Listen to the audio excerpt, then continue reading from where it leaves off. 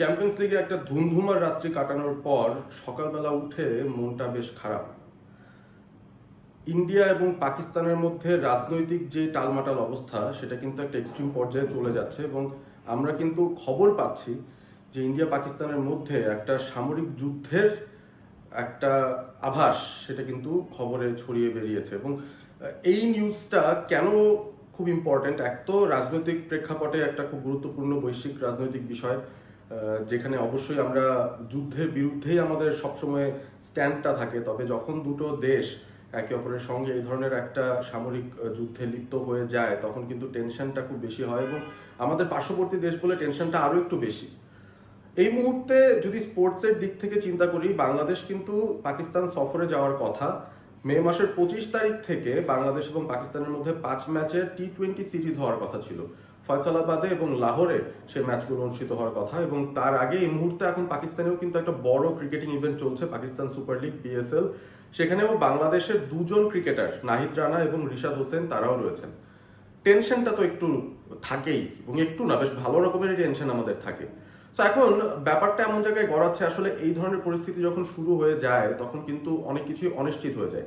আপনি খেয়াল করে দেখবেন বাংলাদেশ ক্রিকেট বোর্ড তাদের কিন্তু এই গত বছরে উইমেন্স ওয়ার্ল্ড কাপটা আয়োজন করার কথা ছিল, সেটা তারা করতে পারেনি, কারণ 5ই আগস্টের পর একটা অস্থিতিশীল রাজনৈতিক অবস্থার কারণে নিরাপত্তার কথা চিন্তা করে ICC একটা সিদ্ধান্ত নিয়েছে যে বিশ্বকাপটা বাংলাদেশ থেকে সরিয়ে অন্য একটা ভেন্যুতে নেওয়া হবে। পরবর্তীতে সেটা দুবাইতে অনুষ্ঠিত হয়েছে।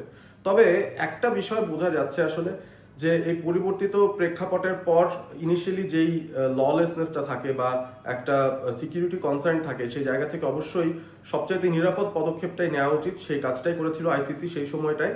এবং এখন বাংলাদেশ পাকিস্তানের যেই সফরটা হওয়ার কথা, বাংলাদেশ পাকিস্তানে যাবে মে মাসের 25 তারিখ, এখন মাত্র আজকে 7 তারিখ। আমি জানি যে এখনো বেশ সময় রয়েছে হাতে, তবে যে পরিস্থিতি শুরু হয়েছে আমার কাছে অন্তত মনে হয় যে এই সিরিজটা একটা আশঙ্কার মধ্যে পড়ে গেছে। বাংলাদেশ পাকিস্তান সফর করবে সেই বিষয়টা কিন্তু একটা আশঙ্কার ভিতরেই পড়ে যাচ্ছে এবং আশা করব আমরা যারা মানুষ রয়েছে, মনুষ্যত্ব আমাদের যাদের মধ্যে রয়েছে, আমরা চাই না কোনো ধরনের মৃত্যু এবং চাই এই পরিস্থিতির একটা নিরসন হয়ে যাক, খুব জলদি ব্যাপারটার একটা সমাধান হয়ে যাক এবং আমরা এই যুদ্ধের মধ্যে যেন না পড়ে যাই, যুদ্ধের কবলে যেন না পড়ে যাই, মৃত্যুর খবর যেন আমাদের না শুনতে হয়।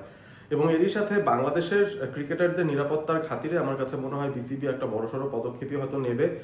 যে সিরিজটা হওয়ার কথা পাকিস্তানে, সেই সিরিজটায় আসলে বাংলাদেশ টিমকে দেশ পাঠাবে কিনা সেটাও একটা প্রশ্ন।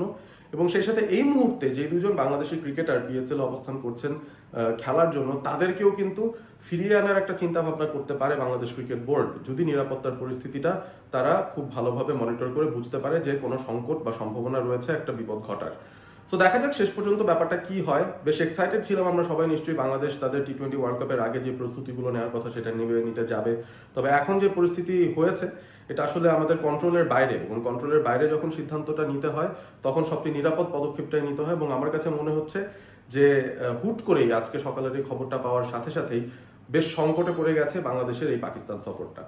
আপনাদের কি মতামত জানাতে ভুল করবেন না, কমেন্ট বক্সে শেয়ার করবেন আপনাদের ধারণা। কি মনে হয় এই সিরিজটা না হওয়াতে আসলে বেটার হবে কিনা নিরাপত্তার কেসটা যদি আমরা চিন্তা করি, এবং এই যে রাজনৈতিক প্রেক্ষাপটের যে পরিবর্তন বা এখানে যে সামরিক যুদ্ধের একটা আভাস আমরা পাচ্ছি, সেটা কিন্তু আসলে সামনের দিকে একটা অস্থিতিশীল পরিস্থিতি তৈরি করবে। সেই বিষয়টা নিয়ে আমরা সবাই শঙ্কায় আছি, নিশ্চয়ই আপনারাও রয়েছেন।